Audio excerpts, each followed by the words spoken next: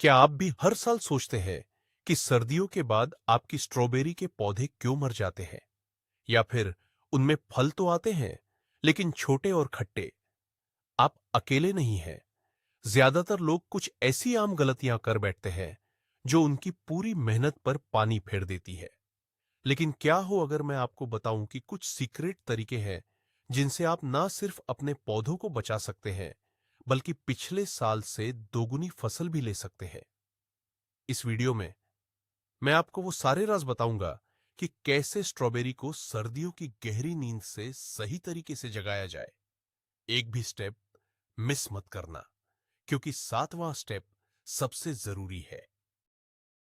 इससे पहले कि हम सीधे काम पर लगे, ये समझना जरूरी है कि आखिर स्ट्रॉबेरी के साथ सर्दियों में होता क्या है।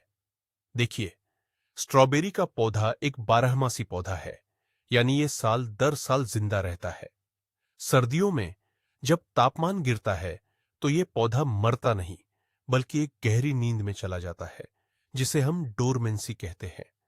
यह उसकी ऊर्जा बचाने का एक तरीका है। वो अपनी सारी ताकत अपनी जड़ डीडीहो और क्राउन यानी पौधे के मुख्य हिस्से में जमा कर लेता है।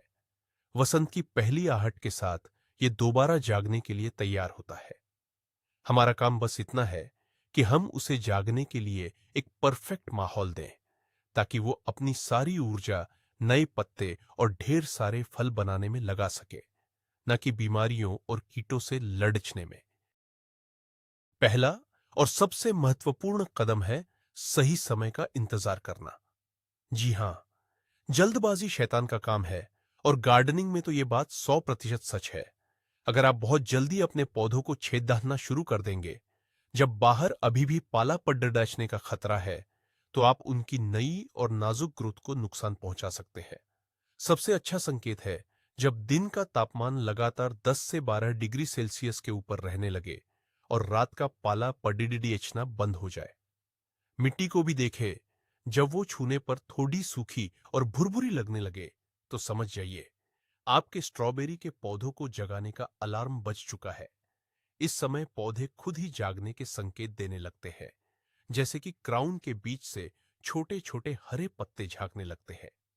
यही वो पल है जब आपको अपना बागवानी का सामान लेकर मैदान में उतरना है।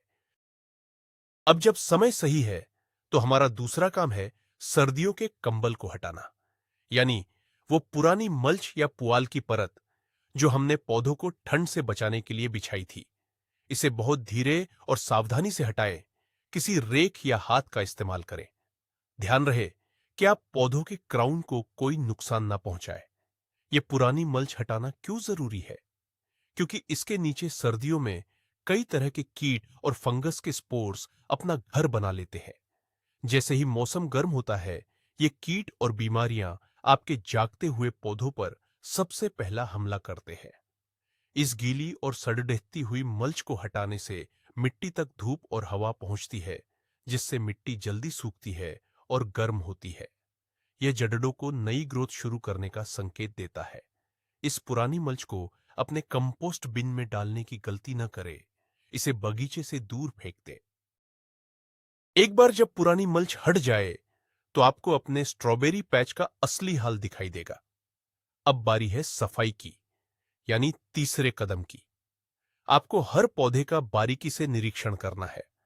सर्दियों में जो भी पत्तियां सूख गई हैं, काली पड़ी गई है, या जिन पर किसी बीमारी के धब्बे दिख रहे हैं, उन्हें हटाना बहुत जरूरी है। एक तेज और साफ कैंची का प्रयोग करें। हर सूखी और बेजान पत्ती को उसके तने के पास से काटकर अलग कर दें। सिर्फ स्वस्थ हरी पत्तियों को ही छोड़ दें। ये मरी हुई पत्तियां बीमारियों का घर होती है, और अगर इन्हें नहीं हटाया गया, तो ये बारिश और नमी के साथ नई पत्तियों में भी संक्रमण फैला सकती है। इसके अलावा क्यारी में उगी हुई किसी भी तरह की घास फूस या खरपतवार को भी जड़ी डीडीएच से निकाल दें। ये खरपतवार आपके स्ट्रॉबेरी के हिस्से का पोषण और पानी चुरा लेते हैं, इसलिए इनसे छुटकारा पाना बहुत आवश्यक है।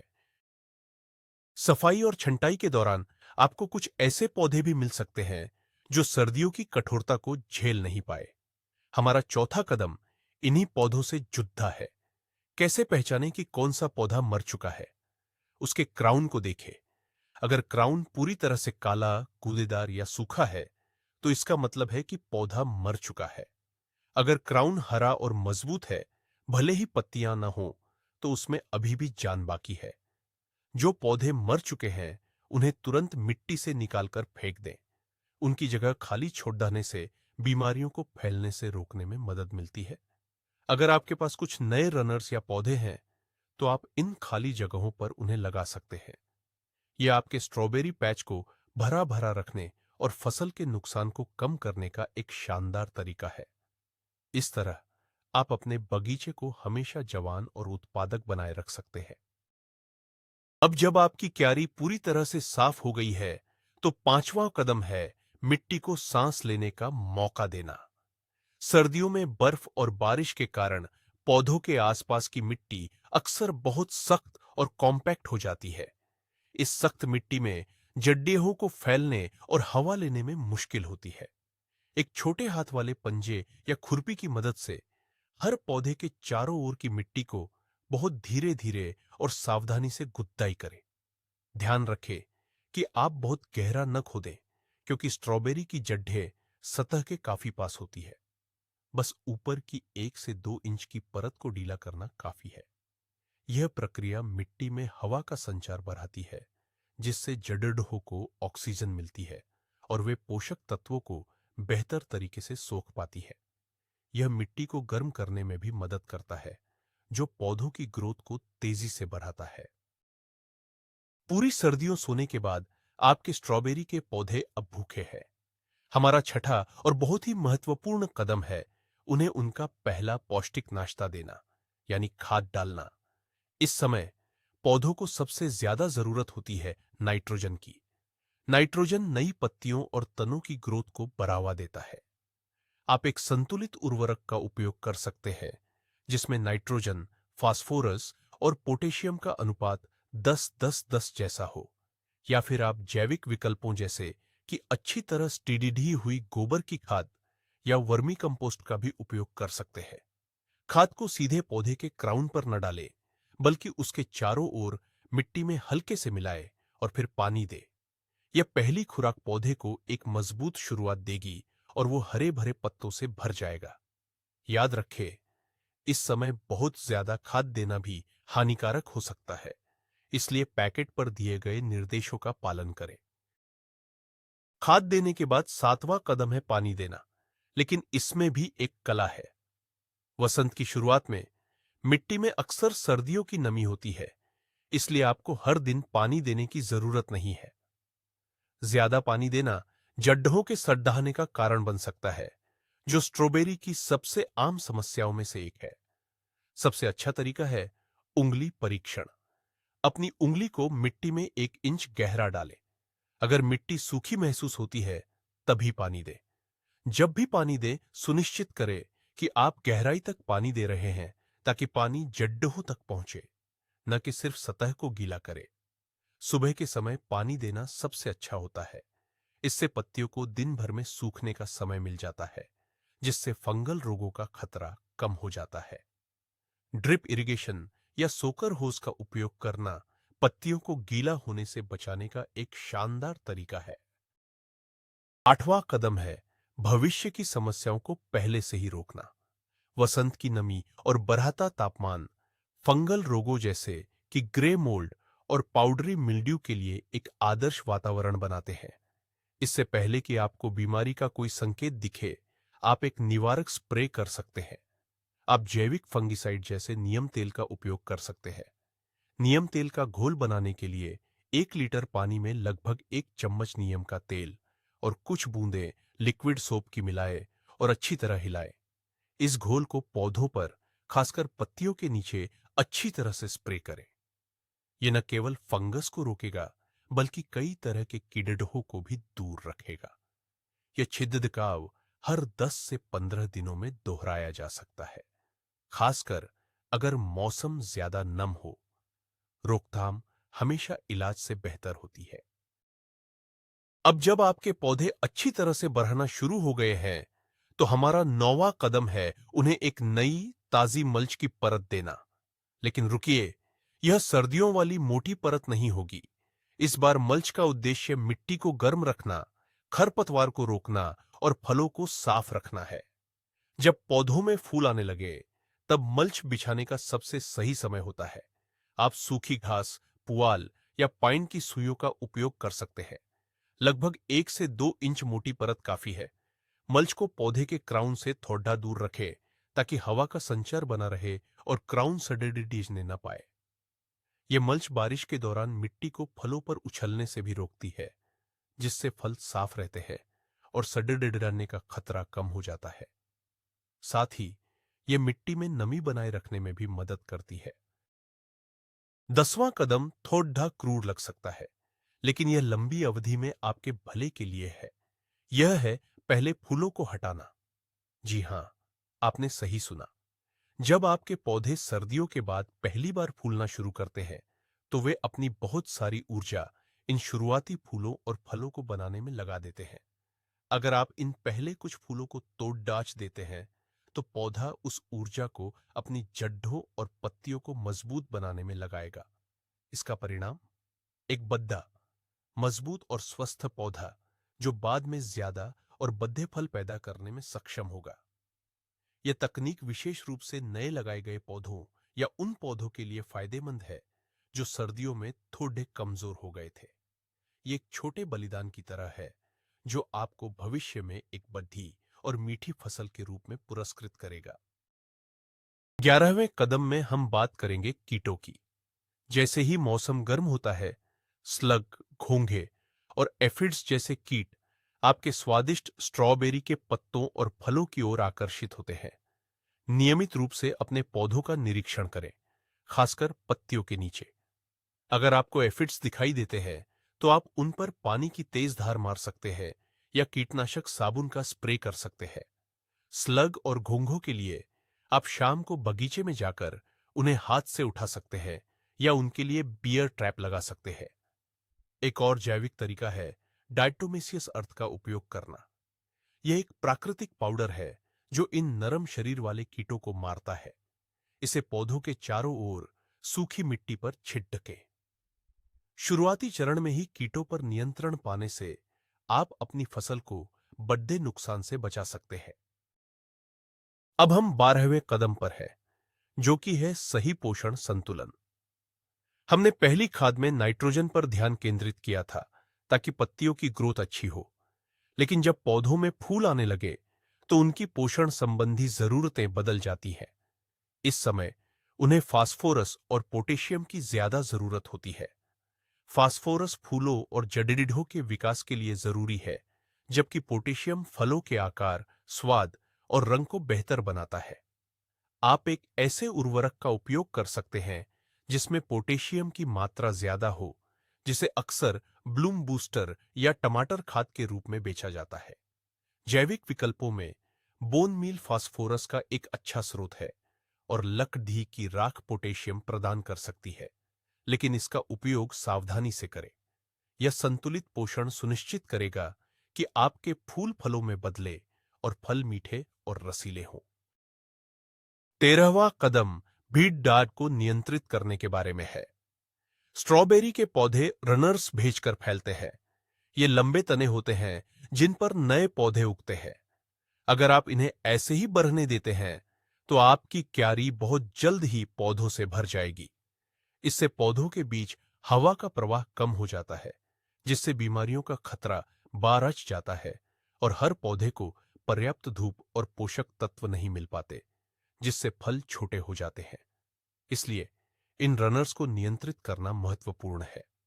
आप या तो उन्हें काट सकते हैं ताकि मुख्य पौधा अपनी सारी ऊर्जा फल उत्पादन में लगा सके, या आप कुछ स्वस्थ रनर्स को खाली जगहों पर जेडीडीएच पकड़ दियाचने दे सकते हैं ताकि आपका पैच भरा रहे। यह निर्णय आपकी रणनीति पर निर्भर करता है, लेकिन भीड़ को अनियंत्रित छोड़ देना एक बड़ी गलती है। 14वें कदम पर हमें एक अप्रत्याशित दुश्मन से सावधान रहना होगा, वसंत का पाला। कभी कभी गर्म दिनों के बाद अचानक एक ठंडी रात आ सकती है और तापमान हिमांक से नीचे चला जाता है। यह पाला स्ट्रॉबेरी के खिले हुए फूलों के लिए घातक हो सकता है। एक बार फूल क्षतिग्रस्त हो जाने पर वह फल नहीं बना सकता। इसलिए मौसम के पूर्वानुमान पर नजर रखें। अगर पाले की चेतावनी है तो आपको अपने पौधों को रात भर के लिए ढंकना होगा। आप एक पुरानी चादर, कंबल या विशेष रूप से डिजाइन किए गए फ्रॉस्ट क्लॉथ का उपयोग कर सकते हैं। बस ये सुनिश्चित करें कि कवर सीधे फूलों को न छुए। आप कुछ डंडियों के ऊपर कवर डालकर एक छोटा टेंट बना सकते हैं। सुबह धूप निकलने पर कवर हटाना न भूलें। यह एक छोटी सी सावधानी आपकी पूरी फसल को बचा सकती है। 15वां कदम पक्षियों से आपकी मेहनत की रक्षा करना है। जैसे ही आपकी स्ट्रॉबेरी लाल होना शुरू होती है, वे आपके बगीचे में पंख वाले दोस्तों के लिए एक आकर्षक दावत बन जाती है। आप सुबह उठकर देख सकते हैं कि आपकी सबसे अच्छी, सबसे पकी हुई स्ट्रॉबेरी पर चोंच के निशान हैं। इससे बचने का सबसे प्रभावी तरीका है नेटिंग का उपयोग करना। पौधों के ऊपर एक महीन जाली लगा दे ताकि पक्षी फलों तक न पहुंच सके। जाली को जमीन तक सुरक्षित करना सुनिश्चित करें ताकि पक्षी नीचे से अंदर न जा सके। आप कुछ डंडियों या फ्रेम का उपयोग करके जाली को पौधों से थोड़ा ऊपर उठा सकते हैं ताकि वह पत्तों और फलों में न उलझे। कुछ लोग डराने के लिए चमकीली पट्टियां या पुराने सीढ़ी भी लटकाते हैं, लेकिन नेटिंग सबसे भरोसेमंद तरीका है। 16वां कदम है परागणकों को आकर्षित करना। स्ट्रॉबेरी के फूलों को फल में बदलने के लिए परागण की आवश्यकता होती है और यह काम मधुमक्खियों और अन्य कीड़ियों द्वारा किया जाता है। यदि आपके बगीचे में पर्याप्त परागणक नहीं है, तो आपके फूल फल नहीं देंगे या फल विकृत आकार के होंगे। अपने बगीचे को मधुमक्खियों के लिए अधिक आकर्षक बनाने के लिए आप आसपास कुछ ऐसे फूल लगा सकते हैं जो उन्हें पसंद हो, जैसे लैवेंडर, गेंदा या बोरेज। अपने बगीचे में कीटनाशकों के उपयोग से बचें, खासकर जब स्ट्रॉबेरी में फूल आ रहे हो, क्योंकि ये कीटनाशक मधुमक्खियों को भी मार सकते हैं। एक स्वस्थ परागणक आबादी एक स्वस्थ स्ट्रॉबेरी फसल की कुंजी है। आप उन्हें पीने के लिए पानी का एक उथला बर्तन भी रख सकते हैं। 17वां कदम धैर्य रखने की कला है। एक बार जब फल आने लगते हैं, तो उन्हें पूरी तरह से पकने का समय देना महत्वपूर्ण है। हरी या आधी पकी हुई स्ट्रॉबेरी तोड़ देने का कोई मतलब नहीं है, क्योंकि वे तोड़ने के बाद और नहीं पकती हैं। एक पूरी तरह से पकी हुई स्ट्रॉबेरी की पहचान है उसका गहरा समान लाल रंग, जो डंठल तक फैला होता है। उसमें एक अद्भुत मीठी सुगंध भी होती है। फलों को नियमित रूप से हर 1 या 2 दिन में तोड़ दें। पके हुए फलों को पौधे पर छोड़ने से वे कीटों को आकर्षित करते हैं और सडडीएच सकते हैं। सुबह के समय जब फल ठंडे और मजबूत होते हैं, तब तुड़ाई करना सबसे अच्छा होता है। डंठल के एक छोटे से हिस्से के साथ फल को तोड़ दें। इससे फल ज्यादा समय तक ताजा रहता है। 18वां कदम है फसल के बाद की देखभाल, जो अगली फसल की नींव रखती है। जैसे ही फल आना बंद हो जाता है, आपको पौधों को अगले साल के लिए तैयार करना शुरू कर देना चाहिए। इस समय आप एक बार फिर से पौधों की छंटाई कर सकते हैं, पुरानी और थकी हुई पत्तियों को हटा सकते हैं। यह नई, स्वस्थ ग्रोथ को प्रोत्साहित करेगा। यह समय उन रनर्स को लगाने का भी है जिन्हें आप नए पौधे बनाने के लिए रखना चाहते हैं। आप पौधों को एक और संतुलित खाद की खुराक दे सकते हैं ताकि वे गर्मियों में अपनी ऊर्जा को फिर से भर सकें। इस समय की गई देखभाल यह सुनिश्चित करेगी कि आपके पौधे अगले साल की सर्दियों का सामना करने के लिए मजबूत और स्वस्थ रहे और फिर से आपको भरपूर फसल दें। 19वां कदम एक आम मिथक को तोड़ देना है। बहुत से लोग सोचते हैं कि एक ही स्ट्रॉबेरी का पौधा सालों साल भरपूर फल देता रहेगा। सच तो यह है कि स्ट्रॉबेरी के पौधे 3 से 4 साल बाद अपनी उत्पादकता खोने लगते हैं। वे कम और छोटे फल पैदा करना शुरू कर देते हैं। इसलिए अपने स्ट्रॉबेरी पैच को हर कुछ सालों में नवीनीकृत करना एक अच्छी रणनीति है। आप अपने सबसे स्वस्थ पौधों से रनर्स लेकर नए पौधे तैयार कर सकते हैं और पुराने, थके हुए पौधों को हटा सकते हैं। यह आपके बगीचे को हमेशा युवा, ऊर्जावान और उत्पादक बनाए रखेगा। हर साल कुछ नए पौधे लगाने से यह सुनिश्चित होता है कि आपके पास हमेशा फल देने वाले प्राइम पौधे हों। और अंत में 20वां और शायद सबसे संतोषजनक कदम, अपनी मेहनत के फल का आनंद लेना। आपने सर्दियों के बाद अपने पौधों को जगाया, उनकी देखभाल की, उन्हें खिलाया पिलाया और उन्हें बीमारियों और कीटों से बचाया। अब समय है ताजी, घर की उगाई हुई, मीठी और रसीली स्ट्रॉबेरी का स्वाद चखने का। बाजार से खरीदी गई स्ट्रॉबेरी और अपने बगीचे से तोड़ी गई ताजी स्ट्रॉबेरी के स्वाद में जमीन आसमान का अंतर होता है। इस स्वाद का आनंद लें, इसे अपने परिवार और दोस्तों के साथ साझा करें। याद रखें, बागवानी सिर्फ फल और सब्जियां उगाने के बारे में नहीं है। यह प्रक्रिया का आनंद लेने, प्रकृति से जुड़ने और अपनी मेहनत को फलते फूलते देखने की संतुष्टि के बारे में है। आपकी यह बम्पर फसल आपकी लगन और देखभाल का इनाम है। तो देखा आपने, सर्दियों के बाद अपनी स्ट्रॉबेरी को जगाना कोई रॉकेट साइंस नहीं है। बस थोड़ी सी देखभाल और सही समय पर सही काम करने की जरूरत है। हमने आज सीखा कि कैसे पुरानी मल्च और मृत पत्तियों को हटाकर सफाई करनी है, मिट्टी को कैसे तैयार करना है और पौधों को उनकी पहली खाद कैसे देनी है। हमने यह भी जाना कि पानी देने का सही तरीका क्या है और बीमारियों को आने से पहले ही कैसे रोका जाए। लेकिन यहां एक बोनस टिप है जिसे ज्यादातर लोग नजरअंदाज कर देते हैं। स्ट्रॉबेरी को थोड़ी अम्लीय मिट्टी पसंद होती है।